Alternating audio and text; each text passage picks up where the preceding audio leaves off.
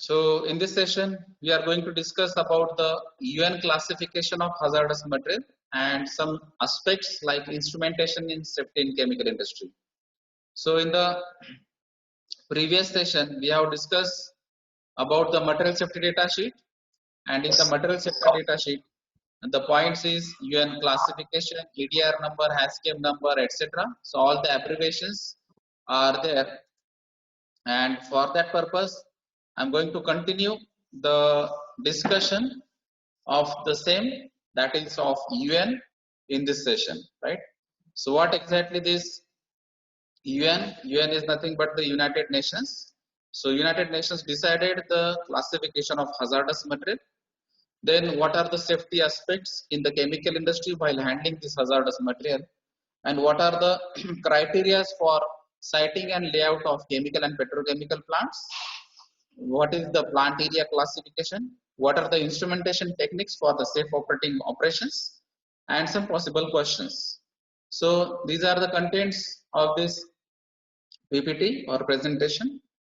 So UN classification comes from the transport of dangerous goods. Recommendations of the committee of experts on the transport of hazardous or dangerous goods, United Nations, New York. So while transporting these dangerous goods, while transporting these hazardous goods, United Nations decided to give some classification, and on the basis of that, UN classification comes in the picture. So UN has classified the chemicals in 9 classes and also suggested symbols for the hazardous associated with the chemical class. So basically there are 9 classes under this UN classifications of dangerous goods or chemicals. So there are subclasses also. In the suppose for second class 2.1, 2.2, 2.3 is there. In the fourth class 4.1, 4.2 and 4.3, and likewise. So the main classes are 9 classes. So that is clearly UN class number 1, 2, 3, 4, 5, 6, 7, 8, 9. And sometimes it is 2.1, sometimes it is 2.2, 2.3, likewise. Now what exactly this number UN class number 1 is? So this UN number 1 is nothing but the explosive class, right? So the symbol for this explosive class, that is of UN class number 1, is exploding bomb in black and background is in orange, right? So you must know what is the symbol of this class, because sometimes we may not read the exact number, but due to this symbol we can identify what is the class of that particular chemical is. The example of this class of explosive is gelatin dynamites. So normally the nitrogen and nitrogen derivatives are the class of this explosive, that is class number 1, and it is indicated by this exploding bomb symbol in black and background as orange. So I will show you the directly symbol so that you will have the clear picture. So this is the symbol. So this is the class 1 explosive gelatin dynamite. So this is bomb shown in black color and the background is orange, and number 1 is here. So this 1 indicate UN classification number 1. The category or the type of class is explosive, and it is indicated by the bomb in black color with background orange. So that is the meaning of this symbol, right? Likewise, the second class, under this second class 2.1, flammable gases. So flame in black or white and background is red. So this is second class, and subcategory is flammable gases. So in the 2.2 category it is compressed gases, neither flammable nor poisonous, and in third subcategory in the second class is poisonous gases. So in the 2.1 it is clearly mentioned that it is flammable. In the 2.3 it is clearly mentioned that it is poisonous. And if it is compressed gas but not flammable and not poisonous, then it is class 2.2, right? The symbols for these flammable gases is flame in black or white, black background is red, and the example is LPG, that is liquefied petroleum gas. So I will show you the symbol for 2.1. So this is flammable gas category. LPG, that is liquefied petroleum gas. So background is red and flame is in black or sometimes in white, right? So here black flame, red background, flammable gas category 2. Now here also 2, here also 2, but it is 2.1, it is 2.2 and it is 2.3, right? So it is indicated by the background. Now you can observe the difference that it is the red background, here the green background and here white background. Now it is the symbol of flame in black. Now here the symbol is different, here the symbol is different, right? So what is 2.2? 2.2 is compressed gas, neither flammable nor poisonous. Gas cylinder symbol in black or white and background is green. Nitrogen compressed gas, right? So we can show this 2.2. So this is the symbol of cylinder. Background is green and non-flammable compressed gas. So it is non-flammable, non-poisonous category, nitrogen compressed gas. Then 2.3, it is a poisonous gas, skull and crossbones in black and background is white. So the example is chlorine. So we have already discussed the MSDS of chlorine. So we know that it is a poisonous, it is very dangerous to our health, and that is why it is under the category of 2.3, that is nothing but the poisonous gas. So the skull and crossbone in black and background is white. So it is clearly mentioned that here poison gas category is 2, that is 2.3 indirectly under the poisonous gas. Example is chlorine. So here skull and crossbone is shown. Now if you observe on the same slide this 2 and 6, right? So here this 6 category is poisonous substances. So it is not a gas. Now in this category it is 2.3, it is poisonous gases, right? So other than gases, if the substance is poisonous, then it is the category 6. The symbol is same, that is skull, crossbones and poison. Not gas, but it is poison mentioned. So the category, if 6 categories there, so non-gaseous substances which are poisonous like cyanide. So cyanide is one of the example under the poisonous category. Then third category, it is the flammable liquids. Flame in black and background is red, that is petrol. So we know the flammable liquids, the best example is petrol, which is very volatile liquid which can catch fire easily.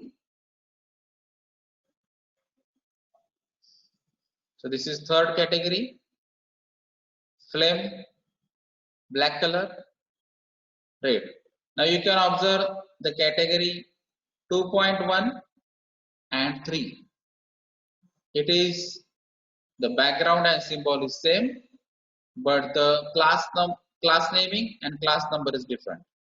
So if it is 2, then it is flammable gas. If it is 3, then it is flammable liquid. Then fourth class under this 4.1, flammable solids. Flame black or white and background white with vertical red strips. Nitrocellulose is the example. So we will see the symbol under the fourth category 4.1. So this is 4.1. Now this is black flame, red background. It is near about the third category, but white strips, vertical strips are involved in this symbol, and that is why it is flammable solids instead of flammable liquids. So you know the difference now. Flammable gases category 2, flammable liquids category 3, flammable solids category 4, right? So here 4 should be mentioned and flammable solids and vertical white strip should be mentioned. In the 4.2 category, spontaneously flammable substance. So flame, black, background, upper half white, lower half red. Example is phosphorus white. So it is spontaneously flammable substance. So with that suitable atmosphere, it is reacted fastly and catch the fire in a faster way as compared to the 4.1, right? So this is 4.2 symbol. So upper half is white background, lower half is red background, black flame is there, and this is 4 category, but the fourth category is represents the spontaneously flammable substances. The example is phosphorus white. Then 4.3 substance flammable in wet. So flame in black or white, background is blue, and the example is calcium carbide. So here substance flammable in wet. Wet means with moisture or the water present, right? So the calcium carbide is the example where calcium carbide is reacted with water and it forms calcium oxide and other elements like hydrogen, but it is a exothermic reaction. So temperature is increases and there are chances of skin burn, right? So here 4.3 is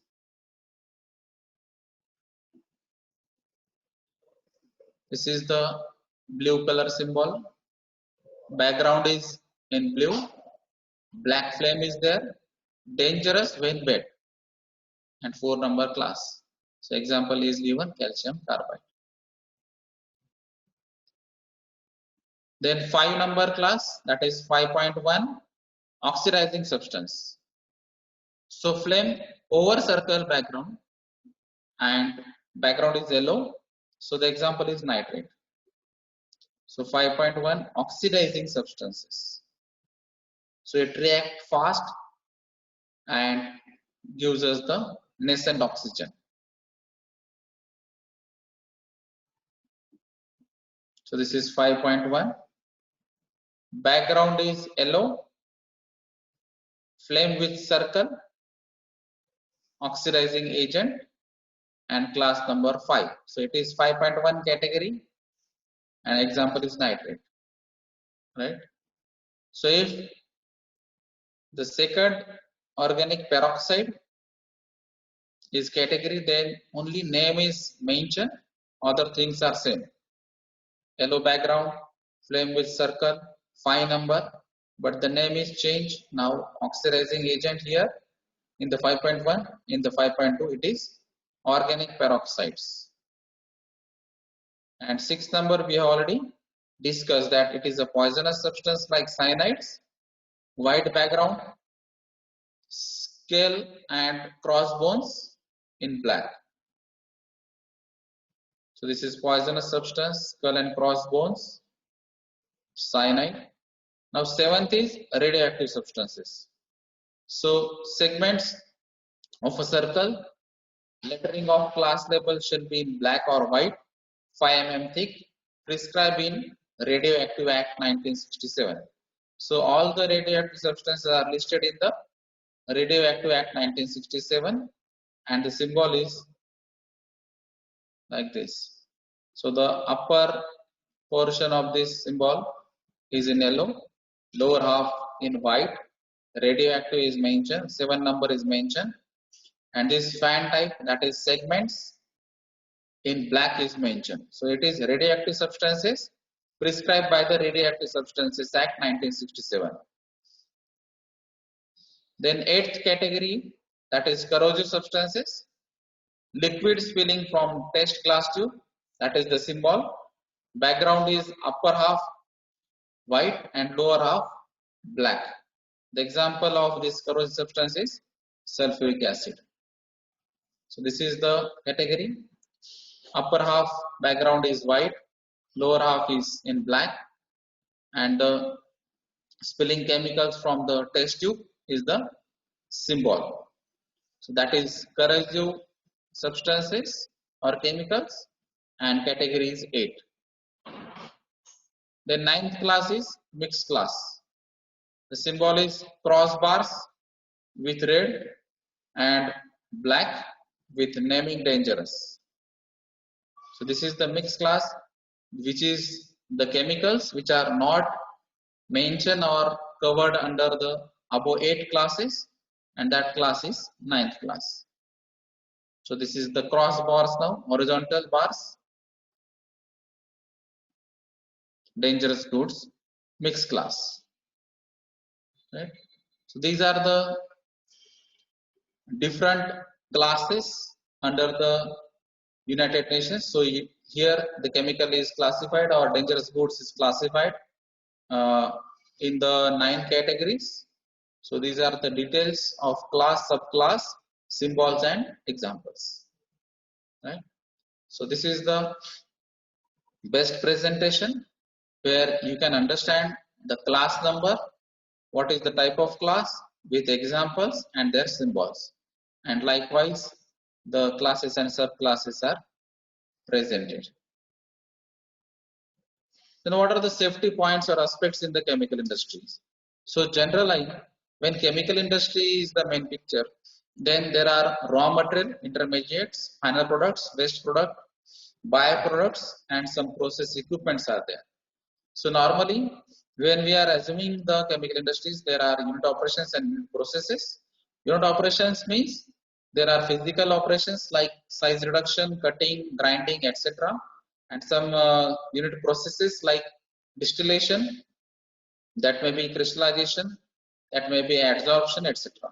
So there are different varieties of equipments are involved in the chemical industries, varieties of processes and operations are involved, and for that purpose we must first mention about the safety while handling this equipment, while handling these chemicals, while handling or storing these chemicals in a proper place and with the proper methods. So before sanctioning this chemical industry, uh, government must inspect that site where the chemical industry zone is there, where that chemical industry site is there. So this site is very important, and then after sanctioning the site, layout of a chemical plant is important, right? So site means the location of that particular chemical industry, whether it is in red zone, whether it is far away from that particular chemical, MIDCs or that from the cities. So that is nothing but the site. So site is very important because depending on your chemical process, depending on your hazards involved in the chemical industry, your site is located, right? So normally if you are taking example of the Nasik area, then the chemical zone is on the Dindori road, which is far away from the Nasik area. So near about 25 to 30 kilometers away from the Nasik city. Other MIDCs are in the Nasik city itself, like Ambad MIDC, Satpur MIDC, or even Sinnar MIDC, that is Musargaon and Malegaon MIDC nearby Sinnar. But when we are talking about the chemical industries, pharmaceutical industries, or other industries which are allied with the chemical industries, then it should be far away from the main cities or main MIDC, and that is why this site is very important. Then after sanctioning this site, what should be the layout of a chemical plant? So if you think about this chemical plant, then the central processing unit should be at the center, and the other that may be raw material storage, that may be intermediate storage, that may be final storage, that may be administrative building, that may be the canteen facility, parking, etc. All these elements are included in that layout plan. And what are the facilities for the transportation, for loading and unloading, etc. All these things are included in the layout of a chemical plant. So siting and layout of a chemical plant is first and uppermost important part. Then classification and transportation of hazardous chemicals. Now, which chemicals you are going to use as a raw material, which chemicals you are using for the boiler purpose, for the furnace purpose, for the boiler treatment purpose, for other treatments. So normally when we are looking forward of the chemical plant for the chemical industry, for the chemical manufacturing, then we have to think of how to handle these chemicals in a safety way. So which material should be there for handling, for storing, which PP should be mentioned, which engineering control should be adopted for the handling, transportation of these hazardous chemicals. So depending on the type of hazardous chemicals, that transport facility and the PPs or the safety procedures or the safety operating procedure should be designed.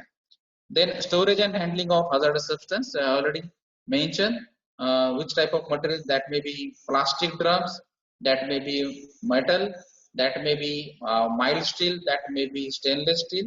So depending on the classification of this hazardous substance.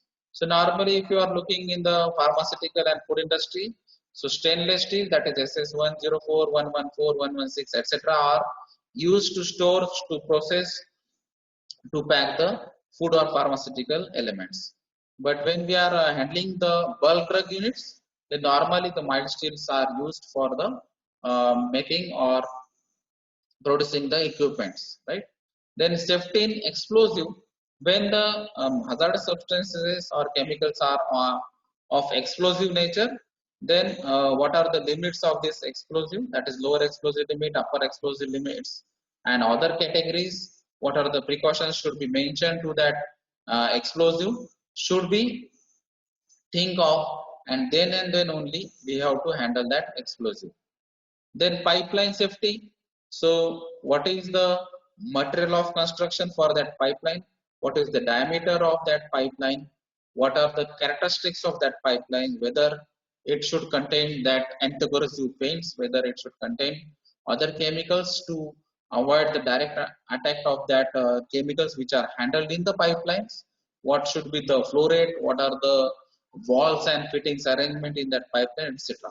So all should be think of, because whatever the hazardous chemicals you are using in your pipeline, on the basis of that your walls, your fittings, other types are designed on the basis of chemical nature of that or the chemical characteristics of that chemicals which are going to handle. Then chemical process safety. So we have already discussed about that MSDS, material safety data sheet. On the basis of MSDS, we can understand how to store, how to handle, how to process each type of that particular chemicals in the specific quantity. So all the quantities, the threshold limits are given in the different rules and regulation like MSIC and MFR. So on the basis of that guidelines, we have to handle this chemical in a safe way. So what are the risks involved? What are the hazards involved? So the hazard category, the hazard level, the risk levels, all these types are assessed by the hazard identification and risk assessment criteria. That is nothing but the HERA technique, and hazard operability study should be done. So depending on the hazards, while handling these chemicals, while operating these chemicals, while operating the equipments, what are the hazards involved in that category, that should be mentioned in the hazard study. Right? Then emergency preparation. In case of due to this hazard, due to this risk, in case of accident or incident is happen, in case of any emergency situation is created, then your onset and offset emergency preparation should be ready. So for this onset and offset emergency, there are again different guidelines. The main guidelines are given under the MSIC rule number 1989, and under this rule number 13 and 14, this onset emergency plan and offset emergency plan points are given. So with reference to that MSIC rule numbers, you should prepare this emergency preparation plans. Then safety audit. So this safety audit may be internal, safety audit may be external, safety audit may be from the third party. So we have to conduct safety audit to check the facilities available, to check the operations, to check the SOPs, to check the process parameters, to check the certificates, to check all the facilities which are created with reference to the legal requirement, which are created to the reference to the some local or some standards requirements. And in case of any corrections, we have to correct these points, and then preventive action is adopted. So that is called as CAPA. So corrective actions and preventive action is adopted after the safety audit. So we have to prepare safety report and safety audit report on the basis of this safety audits.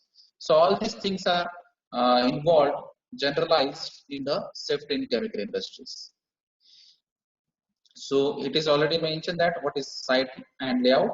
So I have given the reference for the siting and layout of a chemical plant, that is section 41A of Factory Act and chapter 4A, then the rule number 73K of Maharashtra Factory Rule. So for the plant siting and layout, these are the legal references, that is section 41A, chapter 4A and Maharashtra Factory Rule, rule number 73K. So this is the criteria for siting and safe layout of chemicals. So these are the different parameters. The main parameters are chemicals, material hazards, availability, handling, transportation and transfer, process hazards and vulnerability. So you have to check the type of material, you have to check the availability of material, the quantity of material, the quality of material, the transportation and transfer guidelines of these chemicals, and what are the process hazards. Then access, so the access of these chemicals by road, by air, by sea, or the separation distances, access to the plant. So the distance criteria is also mentioned in the different rules, and the major transportation facilities by the road. Then the utilities. So utilities like air, water, steam, electricity are mentioned, and it is normal in the industrial operations where chemical industries are mentioned, where the chemical industries are handling all these types of compressed air, then steam, then there may be DM water, that may be RO water, different types of utilities are created under this chemical industry itself. Then services like police, medical and administrative, these are the points which should be think of for finalizing the siting and layout of this chemical industry. So what is the distance, what is the availability of these services like police, medical and administrative from the particular site. So what are the standards? That is international, that may be ILO, that may be national codes, that may be some acts, some rules. So what are the acts and rules and some standards are available for finalizing this site and layout for this chemical plants? So we have to adopt all these guidelines. Then geographic is one of the parameters, where it is located, what is the criteria or the type of land is there, whether the sea is nearby, what is the distance between that particular site and sea, then whether it is a hillock or small hill, whether it is a terrain or territory area, whether it is urban area, whether it is rural area. So depending on the type of area, depending on the geographic locations, the guidelines and some rules and regulations are also changing. Then environment, what is the average wind speed at that particular site, what is the humidity conditions, what are the stabilities, then air availability, transportation or transfer conditions, some water and land conditions. So depending on these conditions also, we have to finalize this site, because in some cases, normally or mostly the chemical industries are required a large quantity of water and a clean air with less humidity environment, because when the humidity is more, the wind speed is more, then there are chances of spreading the gases or the flue gases which is come from the chimneys are spreading throughout the area, and in case of high humidity, the chances of corrosion or the rate of corrosion is also increases. So depending on these different criteria, site can be finalized. So these are the some specific criteria again, that is atmospheric stability, temperature, humidity, rain, sun, snow, etc. Then what exactly the plant area classification is? So your plant can be classified in different areas, different types, and that is depend on the rules and regulation like MPCB rules, EIA notification or MOEF notification. So simple example is distance criteria as per legal requirement. So what should be the distance of that particular site, of that particular equipments, of that particular storage? All these distance criteria is given in the MPCB rules and regulation, that is Maharashtra Pollution Control Board's guidelines. Then in EI, that is Environment Impact Assessment, and MOF notification, that is Ministry of Environment and Forest notification. Okay. So the distance criteria of machines, tools, then fencing, machine guarding, fencing, etc. are given again in the above criteria. Then tank farm, then dye, all types of chemical which are used as a raw material and finished products. So all guidelines for are given in the different rules and regulation.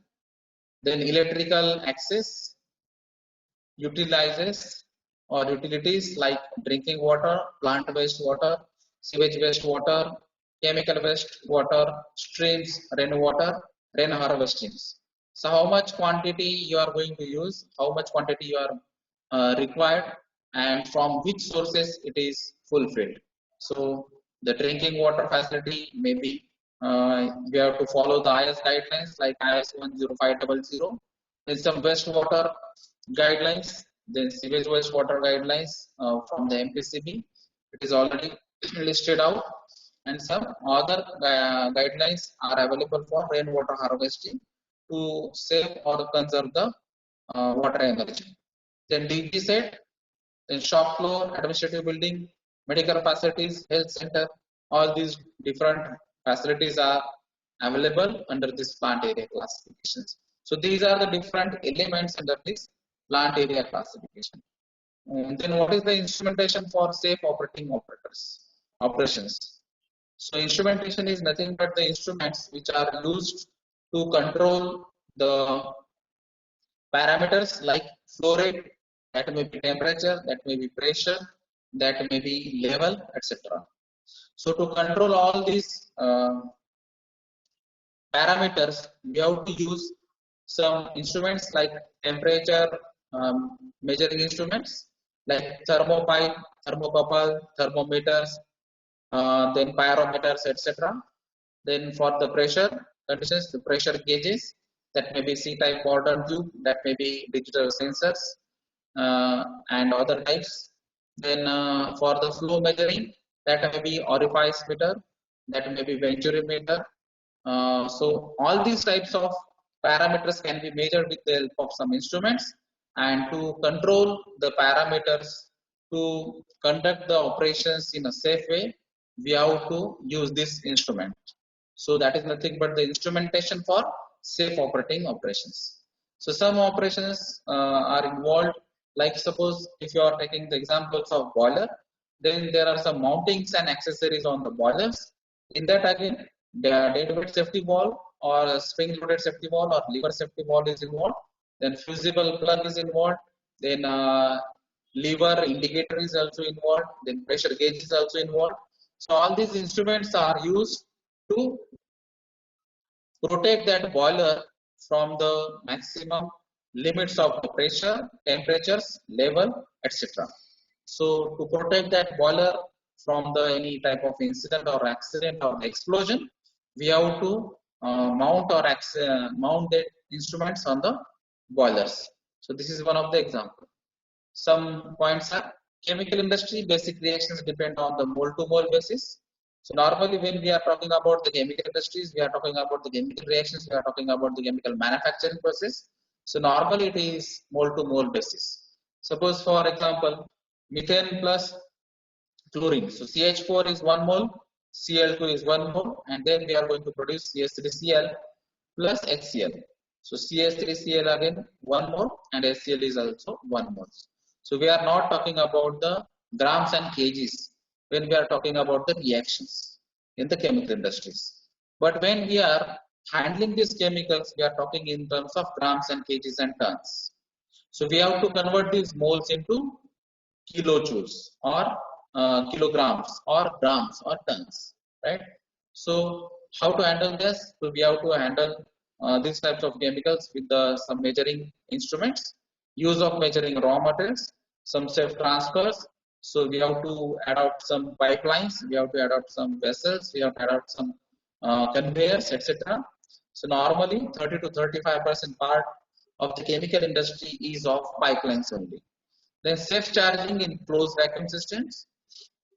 So we have to adopt this technique while charging these chemicals, because most of the chemicals are having the characteristics like flammability and explosivity. Some chemicals are charged by flowing, by transferring from one point to another point with the help of static charge. So we have to charge these chemicals in a safer way. Sometimes in pharmaceutical industries, where we are charging the powders, drugs, etc., then also we have to take care of these powder drugs or the chemicals, because all these most of the drugs or the powder form materials which are used in the pharmaceutical industries are explosive chemicals. So we have to charge these chemicals in a closed vacuum systems. Then use of scrubber, column, condenser, catch pot, header, and safe discharge tubes.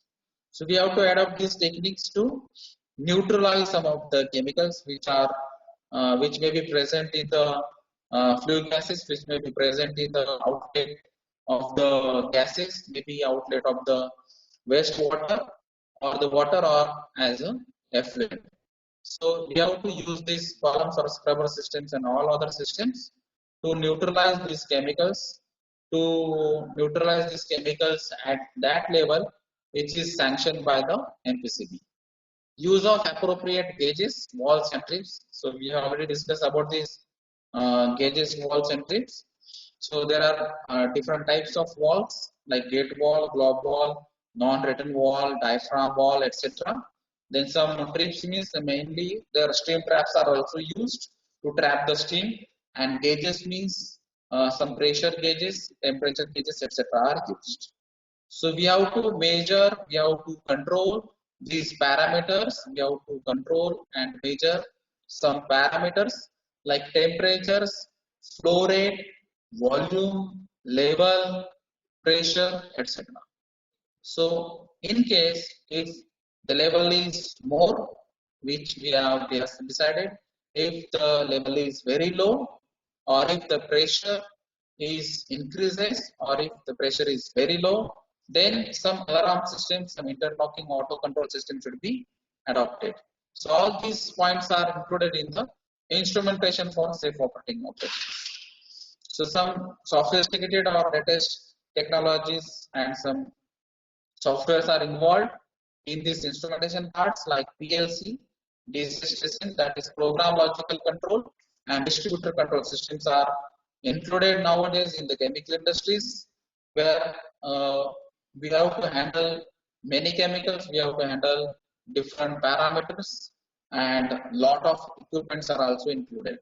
So this is the simple example of that paper mill can be adopt these PLC and DC systems nowadays, that many chemical industries as well as non-chemical industries are also uh, sophisticated these types of uh, equipments or adopt these types of technologies like PLC, DCS, SCADA system, etc.